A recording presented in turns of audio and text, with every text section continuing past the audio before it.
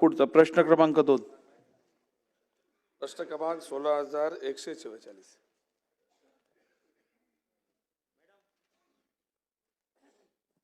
छापल्याप्रमाणे. अध्यक्ष महोदय, मला अत्यंत महत्त्वाच्या मुद्द्यावरती आपल्या समोर बोला. गोष्ट करायचं आहे आणि मला ते मुद्दा मांडण्याच्या आधी फक्त 1 मिनिट बोलण्याची संधी देण्यात आली. अध्यक्ष महोदय, केंद्र सरकारने RTIचा कायदा या अख्ख्या देशामध्ये लागू केला आणि त्यामध्ये निकष आणि सगळी अटी व शर्ती त्यामध्ये क्लिअर कट आले होते आणि त्या अटी व शर्तीच्या हिशोबाने प्रत्येक राज्याला, या देशामध्ये जेवढी राज्य आहेत त्या राज्यांनी तथोतथ तसं पालन करायचा आदेश दिले होते आणि तसं ते पालन होत आहे. अध्यक्ष महोदय, त्यामध्ये जे RTIचा कायदा आल्यानंतर काही लोक सुप्रीम कोर्टमध्ये गेले आणि सुप्रीम कोर्टमध्ये काही अटी व शर्तीवरती त्यांनी चॅलेंज केलं होतं. त्यामध्ये एक होती ते TTEच्या संदर्भात. आता TTE म्हणजे काय, ते RTI मध्ये शिक्षक कसा असावा, त्याचे कसे गुणवंत असावे, त्या हिशोबाने ते टेस्ट होता साहेब.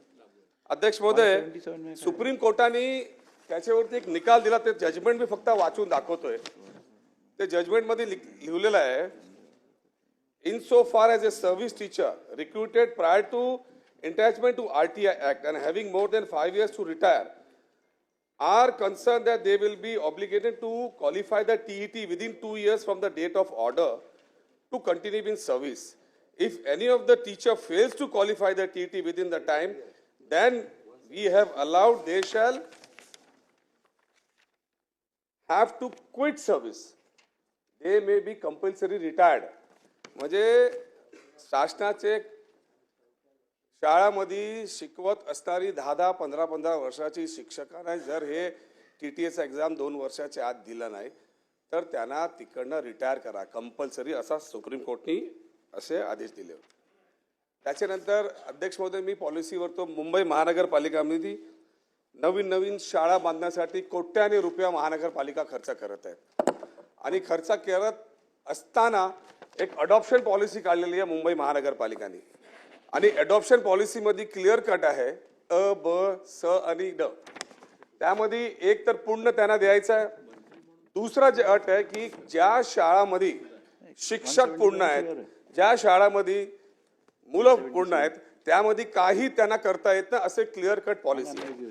आता मी मेन मुद्द्यावरती येतो. अध्यक्ष महोदय, माझ्या मतदारसंघामध्ये टाउनशिप शाळा ती खराब नादुरुस्त झालेली, तर त्याला व्यवस्थित नवीन टेंडर करून पूर्णपणे मुंबईत सर्वात मोठी शाळा तयार करण्यात आली होती आणि ती शाळा व्यवस्थित चालत होती. त्यामध्ये शिक्षकही होती, मुलंही होती आणि शिक्षक तो राहू तर काय ते बोला तुमचा वेळ घालवू नका, बोला. शिक्षकही होती. तर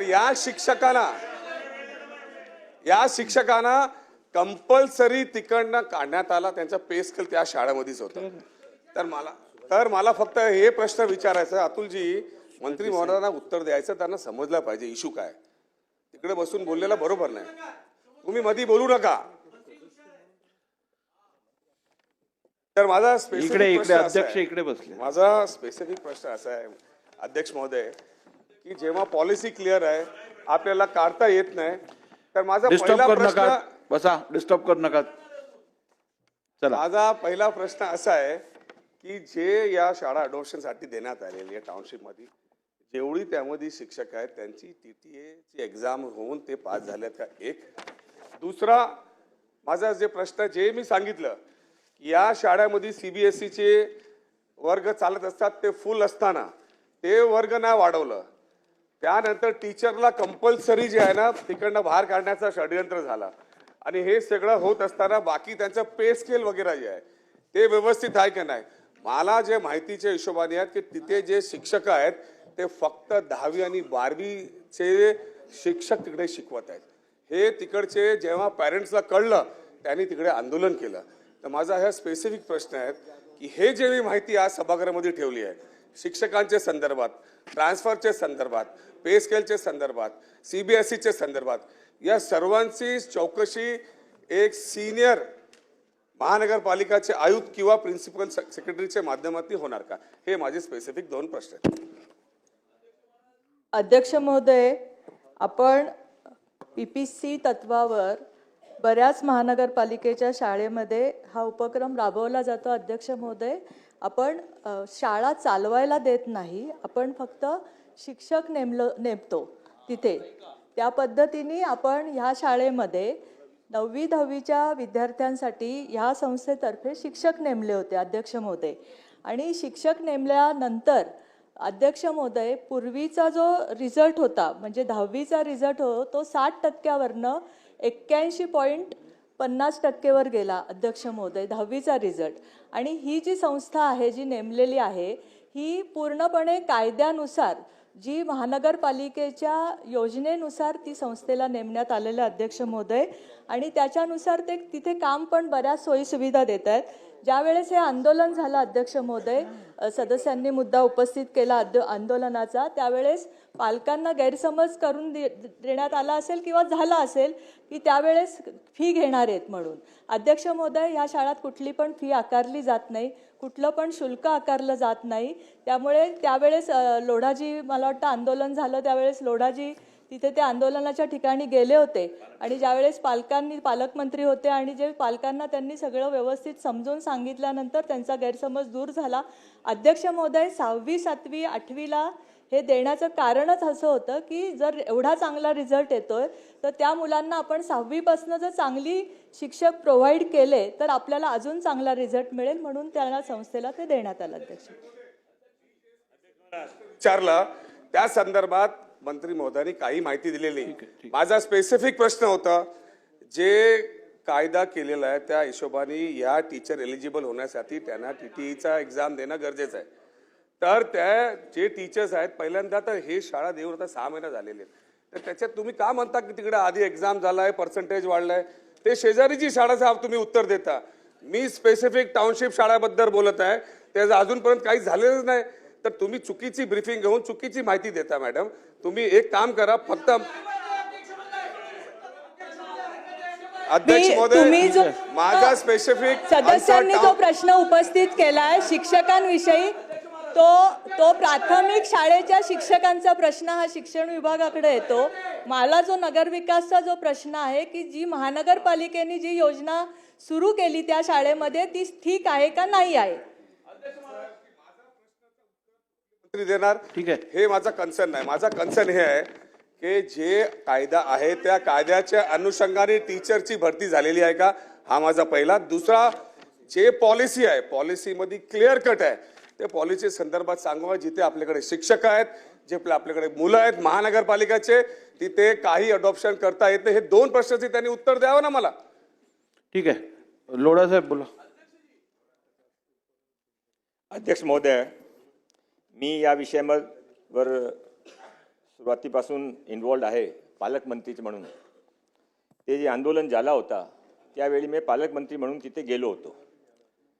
माननीय असलम शेख साहेबांचा जे मूल प्रश्न आहे ते मुंबई महानगरपालिकाचे शाळाचे खाजगीकरण करण्याचा शासनाने निर्णय घेतला आहे, खरे आहे का, हा त्यांचा मूल प्रश्न आहे.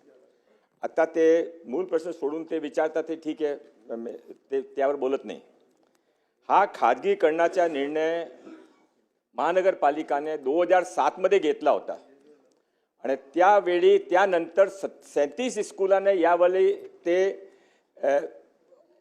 ॲडॉप्शन पॉलिसीमध्ये काय ते त्यांचे अधिकार काही नाही, फक्त शिक्षकचा सर्व खर्चा आणि स्कूल चालवण्याचा सर्व खर्चा हा ते संस्था वहन करते. माननीय अध्यक्ष महोदय, याप्रमाणे 37 स्कूलाने महानगरपालिकामध्ये प्रायव्हेट संस्थाने पुढे आले, त्याने दिली. हा स्कूल पण, हा जे स्कूल आहे हे पूर्वी एक फजलानी म्हणून फजलानी ट्रस्ट आहे त्याने दिलेली होती. फजलानी ट्रस्ट का जे एक नाही 6 स्कूल आहे. हा फजलानी ट्रस्टने मुलाचा शिक्षण वर्ष सुरू होता, त्यामध्ये एप्रिलमध्ये एक्झाम होता, फरवरीमध्ये लेटर लिहून पाठवला महानगरपालिकामध्ये की आम्ही या स्कूल चालवणार नाही मिड सेशन. म्हणून ते पेरेंट्स होते ते प्रयास फाउंडेशनकडे गेले. त्याने सांगितलं फजलानीने असा केला, तुम्ही काय करा, फजलानीने समजा. म्हणून ते प्रयास फाउंडेशनने पत्र लिहून ते घेतला. आता माननीय अध्यक्ष महोदय, यानंतर काय झाला मला एक ते बोला, मला पण बोलू द्या. माननीय अध्यक्ष महोदय, अरे तुमच्या प्रश्नाबद्दल बोलतो ना माननीय अध्यक्ष महोदय. याने फडलांनी चालतो, प्रयास चालत नाही. माननीय अध्यक्ष महोदय, तिथे मालवणीमध्ये काय चाललं सर्वांना माहिती आहे. त्यांच्या ठीक आहे, नियोजन शाळेवरती या, आपण शाळेवरती. अध्यक्ष महोदय, त्यांच्या या प्रश्नाचा हेतू काय की फडलांनी चालेल, प्रयास नको. अध्यक्ष महोदय, 2010 मध्ये तिथली एक व्यक्तिगत समाजाची पॉप्युलेशन ते 20% वर होती. आता 2024 मध्ये 37% वर आली आहे. ते कुठून आले? 100 एकर सरकारी जमीनवर कब्जा करून त्याने बसवून आला. माननीय अध्यक्ष महोदय, अरे तुम्ही ऐकून घ्या. माननीय अध्यक्ष महोदय,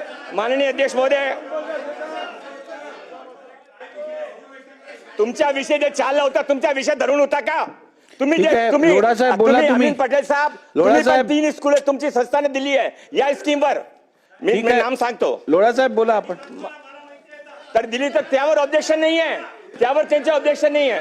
माननीय अध्यक्ष महोदय, हा प्रयास फाउंडेशनचे टेक ओव्हर करण्यानंतर या स्कूलचा रिझल्ट काय झाला ते बघा. बसा बसा बसा, त्यांचं बोलणं होते.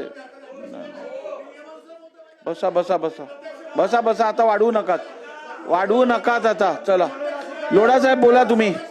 लोढा साहेब तुम्ही बोला. लोढा साहेब बोला तुम्ही.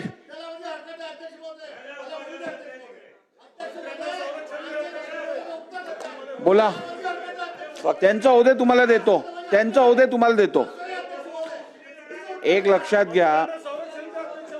माननीय चला, अध्यक्ष महोदय, जे नवीन संस्थाने टेक ओव्हर केला त्यावेळी माननीय अध्यक्ष महोदय, त्यावेळी फक्त मी एक कंपॅरिझन सांगत नाही, एक सांगतो. Percentage of student who have gained at least 1 skill. फडलानीच्या वेळी काय होता? 0.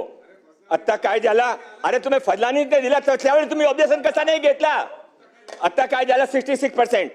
माननीय अध्यक्ष महोदय, number of students who activated their accounts पूर्वी कितना होता? 39%. आता कितना झाला? 402. माननीय अध्यक्ष महोदय, हा नवीन संस्थाने टेक ओव्हर करण्यानंतरचा विषय. माननीय अध्यक्ष महोदय, हा सर्व जे त्यांचे जे प्रश्न आहे त्या मागेचा हेतू काय ते मी विधानसभाच्या समोर बोलू इच्छितो. माननीय अध्यक्ष महोदय, मी हा आंदोलनामध्ये पालकमंत्री म्हणून गेलो. पालकमंत्री शिक्षणाचे जे प्रिन्सिपल होते त्याने काही पालकांना काही सांगत होते, म्हणून पालकांमध्ये प्रश्न होता. मी तिथे गेलो. तिथे गेल्यानंतर माननीय असलम शेख साहेबांनी तिथे आंदोलन केल्यानंतर पोलिसने कारवाई केली, म्हणून मी ते कार्यक्रम मध्ये जाऊ शकतो. आणि नंतर माननीय अध्यक्ष मध्ये काय झाला? नंतर त्याने इथे कोणी माझ्याशिवाय येऊ शकत नाही, सरकार इथे चालत नाही, फक्त असलम शेख चालणार आहे. माननीय अध्यक्ष महोदय, त्यांचा वीडियो मैं आपला देतो. ते वीडियो मध्ये काय लिखला है?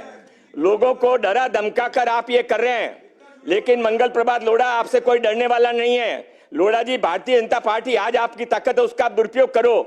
उसका परिवार उजाड़ रहे हो, वह अपनी ताकत और आपके परिवार पर कभी न कभी लाएगा, और उसे में तुम्हारे पालक मंत्री से क्या लेने देने? माननीय अध्यक्ष महोदय, हा वीडियो आहे. आणि माननीय अध्यक्ष महोदय, माझी चूक काय होती? माननीय अध्यक्ष महोदय, माझी चूक काय होती? माझी चूक होती पालक मंत्रीचे नाते ते स्कूलचे पालकांमध्ये काही विषय होता ते समजावण्यासाठी मी तिथे गेलो होतो. आणि माननीय अध्यक्ष महोदय, अरे माननीय अध्यक्ष महोदय, मला धमकी देता. मी सालाच्या वाढीसाठी गेलो होतो तिथे. ठीक आहे, चला. ठीक आहे, बस झालं. अध्यक्ष बसा बसा.